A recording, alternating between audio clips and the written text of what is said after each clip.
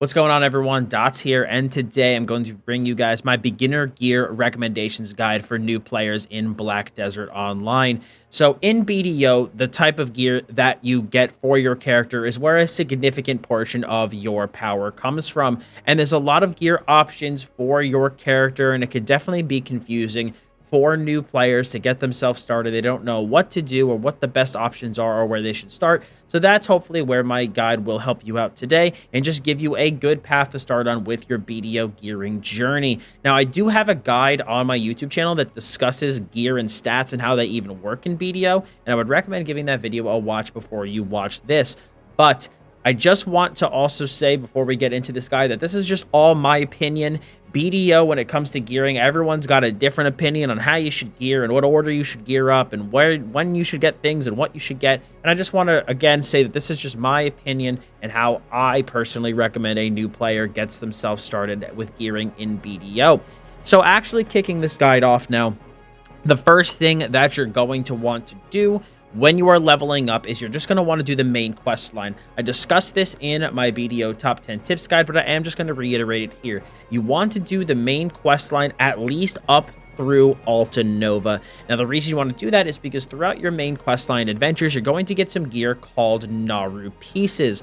Now, what you want to do with those pieces when you get them is as you're getting the beginner Blackstones from doing that questline, you're going to want to enhance that gear up to pen. Specifically the weapons and the armor pieces, okay? And the reason that you want to do that is because when you hit these pieces to pen, you're able to go to this guy. His name is Fugar. You can find him at the stables of basically every major town, and you can basically exchange using the quest that he has. You can exchange the Naru gear that you have at pen for this gear type that's called an Archilian gear, which essentially is try-and-a-half gear. It's a nice in-between try and tet. And it's a really, really good set of gear to get yourself started.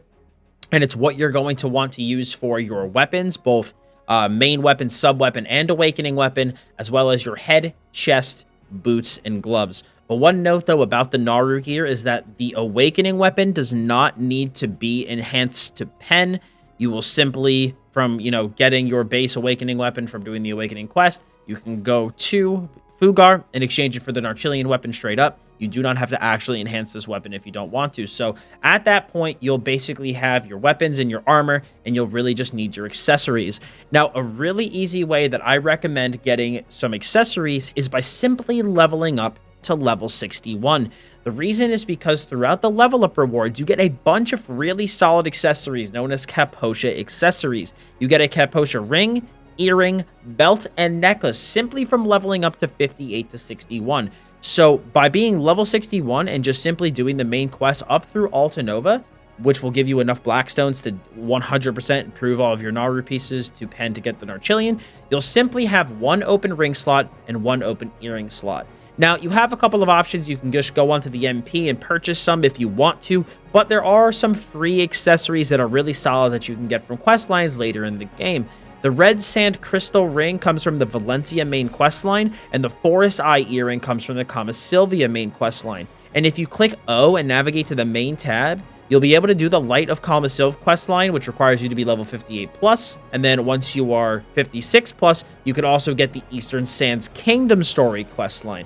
And as long as you did the main questline from the Black Spirit, like I mentioned earlier, to get the Archilian gear, you should already have the prerequisites to do these two questlines. And now, while you do the Kama Sylvia and Valencia questlines, you'll earn a new type of Blackstone called Freed Magical Blackstones and Free Magical Blackstones and Freed Magical Black Shards. These will be used to upgrade the ring and the earring to up to a maximum of tri-rank via the enhancement system. Thankfully, enhancement level does not drop when this upgrade fails, and the accessories don't get destroyed like other ones do. So once they're successfully upgraded to try using the Freed Magical Blackstones, simply take them to the blacksmith, and you'll use the shards to repair any durability that you lost on the failed enhancements. Now, at that point, you'll basically kind of have a rough gear loadout, which I'll kind of show the AP and DP and what it will look like here on the screen right now. And at that point, you're going to be looking into maybe putting some crystals into your gear. Now, for the main weapon, I highly recommend putting in the Black Magical Crystal Precision. This will grant 8 accuracy and 10% ignore all resistance per crystal. And then you can put the magic crystal infinity critical hit in your offhand for bonus critical hit damage. Now, past these crystals, what you want to put in your gear is up to you. I will give you guys some recommendations here, but obviously, again, it is up to you. If you're going to want to go for a setup that's capable of any PvPing, or if you plan on PvPing at all, even for just DFS, I'd recommend the following. We got Black Magical Crystal Intimidation for the helmet, Magic Crystal of Infinity Special Evasion in your armor, Ancient Magic Crystal of Nature Adamantine in the boots, and then Black Magic Crystal Valor in the gloves. For a pure PvE setup, I like to do, if I was going to do a pure PvE setup, this is what I would do. Ancient Magic Crystal Harfia in the helmet, Ancient Magic Crystal Cobalinus, I think it is. I have no idea how to pronounce that, in the armor. Ancient Magic Crystal Hystria in the boots, and Black Magic Crystal Precision in the gloves. Now, these are just a good budget or new player crystal setups for both PvP and PvE. Once you get to your full, Tet to pen gear, you can start to get to, the more advanced crystal setups, but that's a little bit out of the scope of today's guide. Now, once you get all this gear and you get these crystals, your account's going to be in a pretty solid spot, and you're getting ready to tackle the mid parts of the game. And after this, though, I'm sure many of you are going to have the question, what should I do next? Because you could probably do everything I just described here in only a couple of weeks. Now, the answer of what to do next is going to heavily vary based on who you talk to, but again, I have a couple of recommendations to get you started after this initial gear setup. One thing, though, before I discuss these upgrades, because I'm going to start with weapons, is I do just want to mention that 30% of your opposite weapon's AP will transfer over to your skills on your opposite bar. So for example, as Succession, even though you don't use your Awakening weapon, 30% of its AP affects your Succession skills. Now, to actually discuss the upgrades, I highly recommend, if you're an Awakening class, to upgrade your Narchilian Awakening weapon to a Tet Dandelion weapon for your class, followed by upgrading your main and sub-weapon to Tet Zarka and Tet Kudum, respectively. Your weapons are some of your most impactful pieces of gear in terms of your stats at this point in your gearing process, so it's important to upgrade these. On the other hand, if you're a Succession, you'll instead just want to do your main and sub-weapon to Tet first, grabbing the Kazarka for the main hand and the Kudum for the sub-weapon, and I wouldn't worry about upgrading your Awakening weapon at the moment for Suck, because you could just easily get away with the Awakening Narchilian weapon for a long time, since we're just going to be using it for, again, that 30% AP bonus. Now, the reason I personally recommend Tet Zarka and Kudum as the main and sub-weapon is because I think they're really, really good for general play and will suit most people's needs. Now, once you have those weapons upgraded, I highly recommend grabbing yourself a pair of Tet Uragan's boots.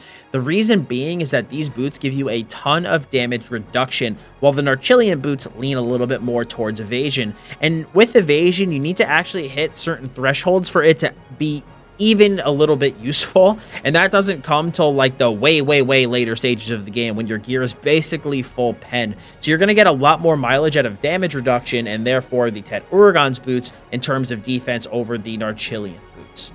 Now, after you have the weapons and the Uragan's boots, again, lots of different directions you can go in, and once again, people have varying opinions. Now, my personal recommendation at this point would be to upgrade your quest accessories, either the Forest Eye Earring or the Red Sand Crystal Ring, to something else that gives you a little bit of an AP gain, as you're going to be really close to an AP bracket on your main weapon bar. Or you could even grab the 2 AP by putting Coffer Stones into your Kazarka weapon to bring it up to C2, which will give you the 2 bonus AP to hit that bracket. And speaking of Coffers, something to keep in mind is that throughout this entire gearing process, if you notice you're only like 1 or 2 DP or AP away from a bracket, I highly do recommend putting coffers into your gear, but only with Tet or Pen gear. With Tet gear specifically, I'd go no higher than the 3rd or 4th coffers level, as anything past that's going to be way overkill in terms of silver cost for a Tet piece. So at this point, I would recommend upgrading the rest of your Narchilian pieces once you're done with that. Like, once you have the gear I've recommended up to this point, you're going to want to go from all the Narchilian pieces to Tet boss armor pieces, focusing on Griffins, Dimtree, Begs for damage reduction. After that, you can then upgrade your accessories to whatever the BIS Tet accessories are at the time. And at the time of recording this video, that's going to be the Tet Basilisk Belt, 2 rings of the Crescent Guardian, the Ogre Ring necklace, and either 2 distortion earrings or 1 distortion earring and 1 narc ear accessory if you don't want to lose the DP that distortion earrings cause you to lose. And I would also upgrade the accessories in the order that I just listed them. So at this point, you will be in full set armor. You can start adding the coffers to your gear, like I said, up to C3 or C4, like I mentioned earlier. And at that point, you can start moving up to pen enhanced equipment as well as better crystals. And that's when the build paths are going to start to diverge a ton. And let's be honest, by the time you're at the point that you're ready to upgrade pen equipment, you'll have a better handle on BDO and already know what you're looking forward to do. So I'm not going to make any recommendations past the full TET for this point. And guys, also, I will have BDO planner links in the description below, so you guys can take a look at those if you would like to, you know, kind of peer a little bit more into the calculators for these setups. But guys, I think that's going to be pretty much it for me today. The upgrade path for a new player, like I said, pretty straightforward, I think, once you kind of get a handle on what you understand that you need to do. Again, we recommend for those TET pieces that we go more of a damage reduction route, even if you have a class that's good with evasion, because again, evasion does not become useful until you have a certain amount of it, because otherwise you won't be dodging enough attacks and you will be taking a lot of damage. So for full TET gear, I definitely recommend going with damage reduction.